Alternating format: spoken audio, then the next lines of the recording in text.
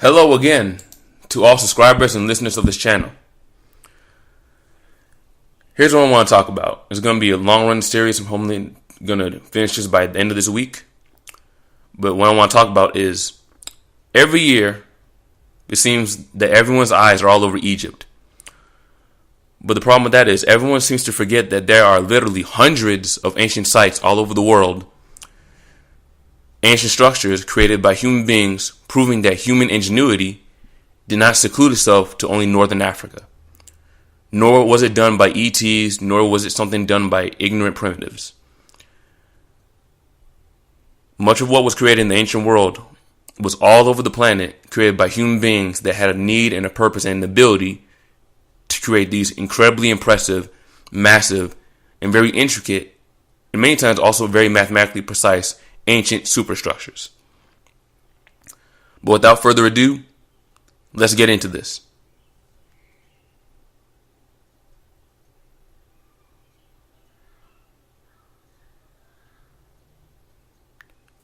First, let's get into why did I create this series? Why do I want to create a list of ancient sites that are not the Great Pyramids of Giza?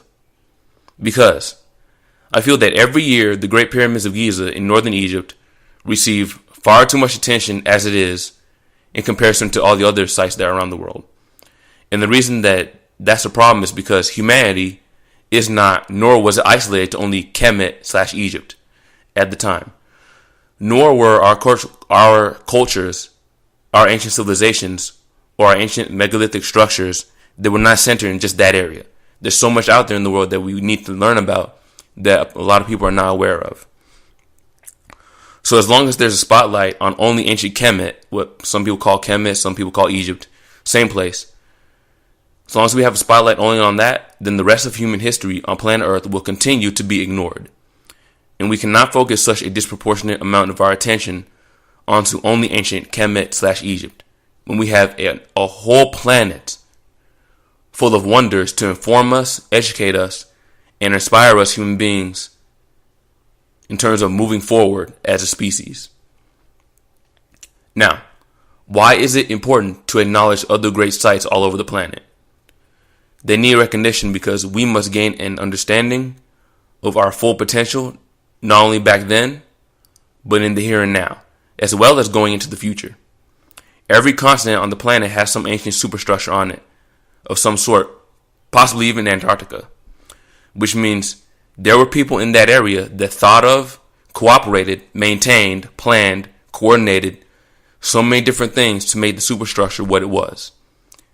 To ignore that other megaliths and other megalithic structures' existence in the ancient world is to ignore the achievements of an entire culture of people that we know so little about, or cultures in general that we know so little about. And finally, what can we gain from this more well-rounded knowledge of the ancient world? Very simply, we gain a greater appreciation for what we are and who we are as human beings all over the globe, both in the past, the present, and the future. So now, let's get on with our list. And again, this series is the 12 ancient sites that are not Egypt. And this is part 1, sites 1 through 4. So let's go.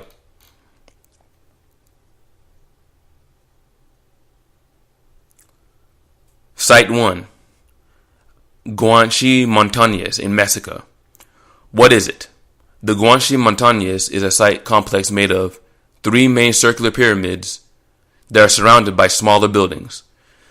This made the entire area appear as 3 concentric rings with the pyramids at the center.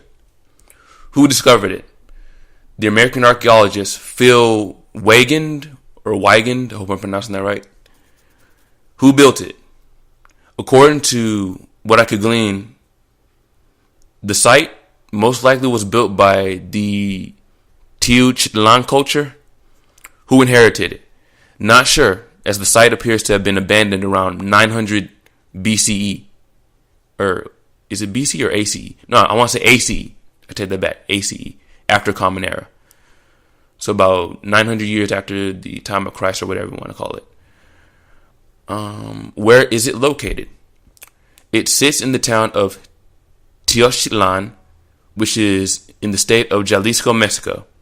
And its exact coordinates are 20 degrees at 41 feet, 41.68 inches north, and 103 degrees, 50 feet, 9.93 inches west. Hope I'm reading that right.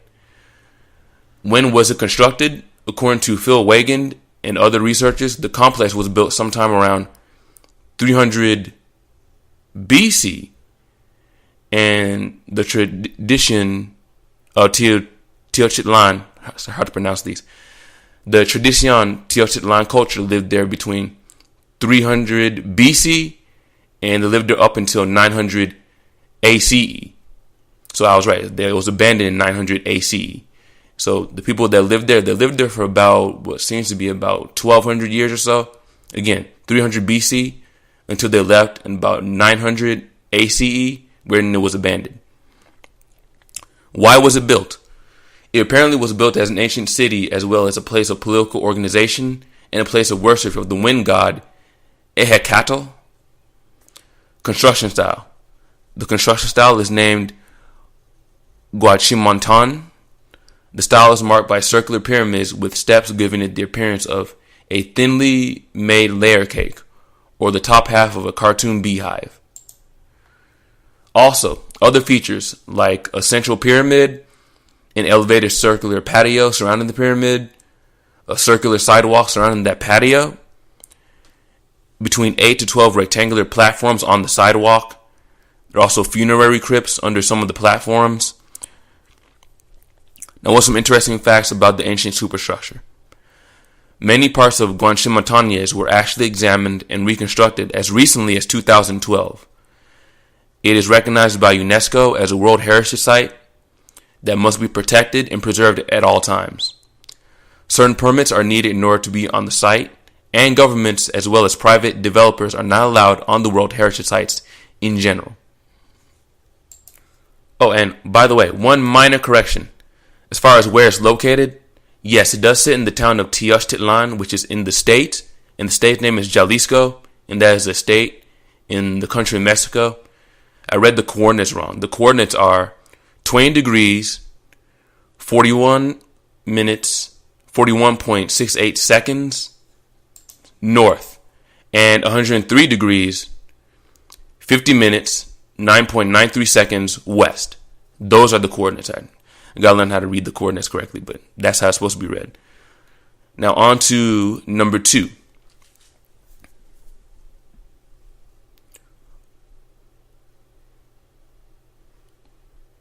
Number 2, Monk's Mound in Cahokia, Illinois. What is it? A supermassive earthwork pyramid, and it's actually found to be the largest pyramid structure discovered in North America so far. And I quote from scienceviews.com, and I quote, "It is an ancient city spanning over 120 mounds in 6 square miles, or approximately 2,200 acres. 8 of these mounds have survived to this day," unquote. And that, again, that's from scienceviews.com. I'll put the link in the description. Who discovered it? Not sure. Although many sites say, or many websites say that there were French settlers who were the first to settle in the area now known as Cahokia back in the late 1600s or so. Who built it? An ancient culture of people who lived along the Mississippi River. Much of that culture is not known. Who inherited it?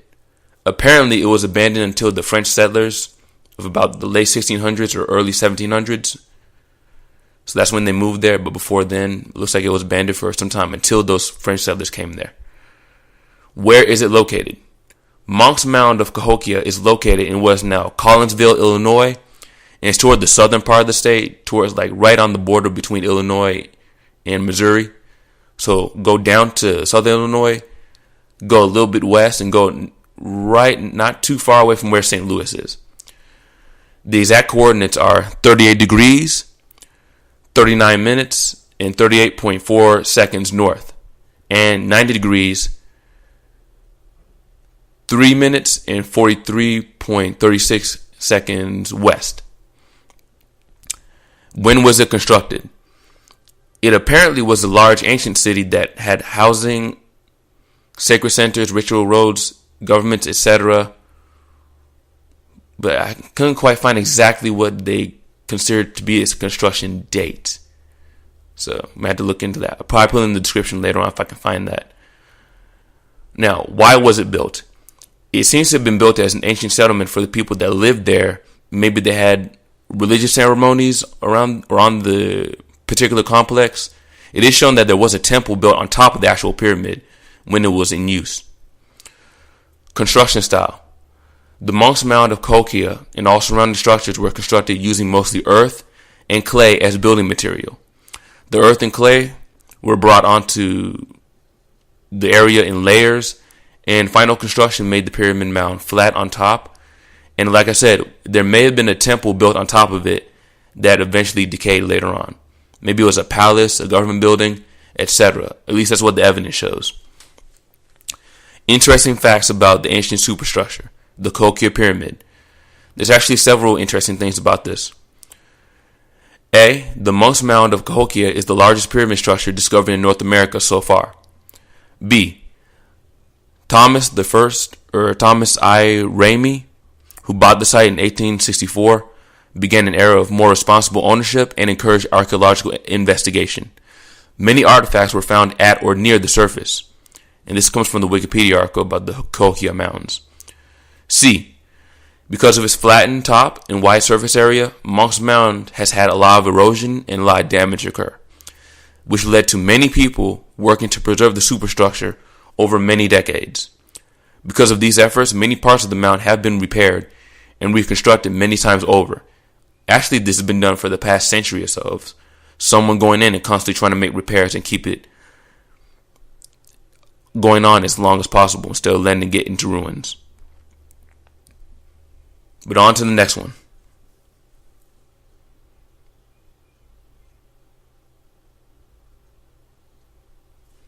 The Ziggurat of Ur. What is the Ziggurat of Ur? First, let's clarify what a ziggurat is. A ziggurat is a type of massive stone structure built in ancient Mesopotamia. The structure resembled a pyramid to a degree, but was usually stepped and or had terraces that surrounded its outside perimeter. The term is an ancient Akkadian term that translates loosely to build high or to be high. Now, where's Mesopotamia? Mesopotamia is a region of great historical importance that resides mainly in northern sections of Saudi Arabia and much of what we call the Middle East. So what was the Great Ziggurat of Ur? It was one of the larger and more impressive ziggurats built in the southern section of what is now Iraq. Who discovered it? A man named William Loftus was the one to discover the structure in about 1850. It was badly damaged and had really bad remains left behind, but they were excavated by Sir Leonard Woolley roughly about 70 to 80 years later. So around the early 1900s, Sir Leonard Woolley excavated the site in like 1915, 1920, somewhere around there. But William Loftus was the first one to discover it from the Western world. Who built it? It was constructed by the king of Ur, Namu of the 3rd dynasty. Who inherited it? Not really sure. The original culture seemed to have vanished, and that's something I'm hoping to do more research on. Hopefully I put that in the description box below if I can find it. Now, where is it located? Like I said, it's located in or near the modern day city of Tel El Mukayyar, and it's in the D-Kar province, and this is near the southern section of Iraq, modern day Iraq. Now, the exact coordinates are 30 degrees, 57 minutes, 46 seconds north, 46 degrees, 6 minutes, 11 seconds east. And again, you'll see all this information linked in the description. When was it constructed? It was built during the early Bronze Age. According to the archaeological research, it was around 2100 BCE, but it became ruined around 1500 years later or so. Why was it built? Now again, according to the research that's been done by multiple different sources, It apparently was built as a sacred temple for the moon goddess named Nana, the divine patron of the city-state. It was also used as a meeting place for citizens of Ur to bring and collect food from multiple different crops. So it served as a marketplace, a political meeting point, a directional reference for travelers, and a sacred place to venerate their moon goddess, the moon goddess Nana. So it served multiple different purposes, apparently. Construction style. It was built similar to a pyramid, although it did not have smooth sides. Instead, it was covered in terraces that did encircle the 3 levels. It had multiple steps that eventually led up to gates at the top. The main body was made up of mud brick, which was then covered by much stronger baked brick, and then covered in bitumen. The 3 main terraces can be seen in the very front. This can be seen very easily in many of the photos taken, so when you watch this video, you'll see much of what I'm talking about. Those 3 main terraces that go up to the top of it. Interesting facts about the ancient superstructure, Ziggurat of Ur. A. The Ziggurat of Ur had been badly ruined more than 2,000 years ago, so it was already old before it started going to ruins. This is a very old structure. B. It had been restored multiple times. First, it was restored by King Nabonidus sometime around 500 BCE, and then again in the late 19th and early 20th century. C. It is considered one of the best preserved structures in what is now modern-day Iraq.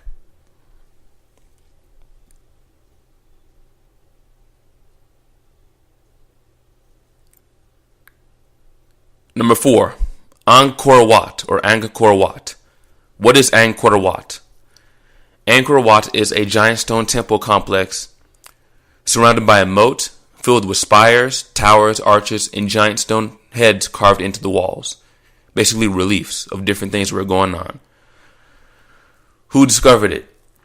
Technically, there's no discovery of Angkor Wat because it was never fully abandoned either by the locals, travelers, or settlers from other regions.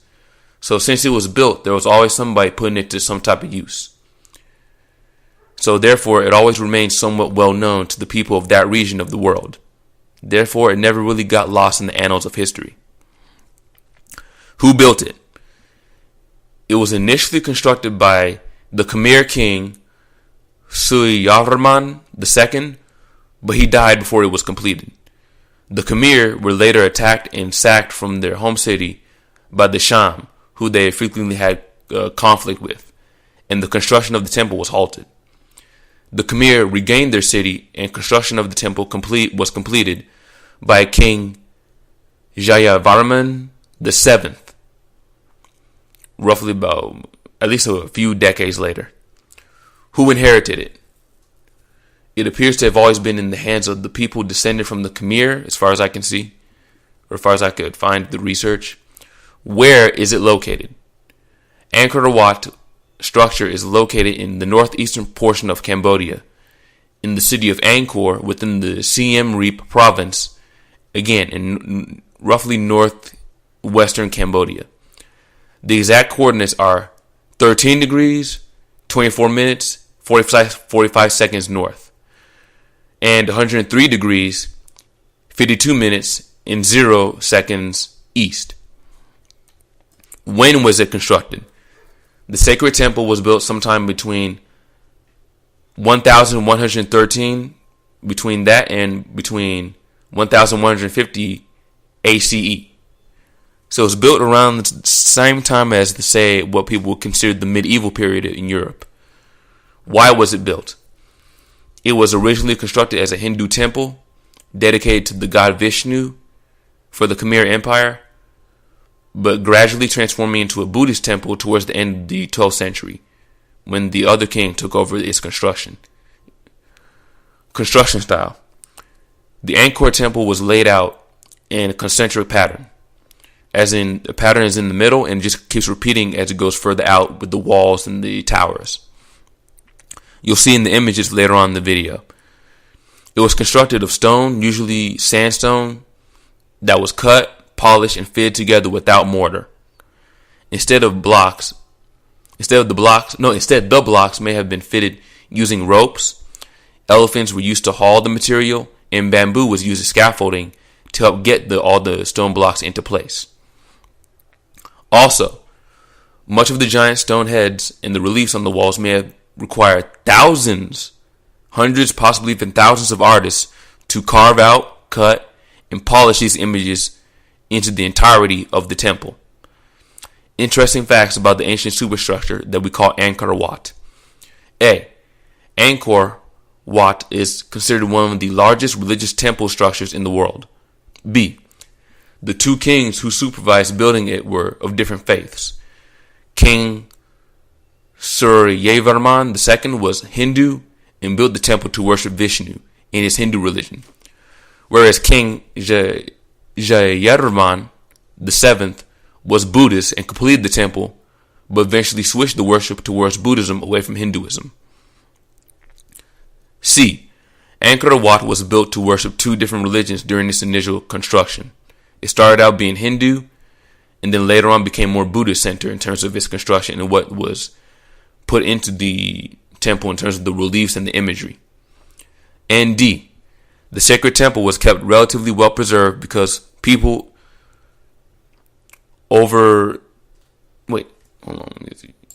Let me say that again. D. The sacred temple was kept relatively well preserved because people never fully stopped using it for religious and or non-religious practices, as well as having a moat that stopped the surrounding forest from encroaching onto it and covering it in overgrowth. So it was relatively well preserved. And I'm going to stop right there. So that's just the end of part 1 of the series. There's going to be a part 2 and a part 3 when I go through the other 8 superstructures in the world. So like he said, I'm going to stop right here. That's all for now. Please check out the links in the description to learn more about these superstructures. Like, subscribe, share, and donate to support this channel. You have a nice day. I'm out. Peace.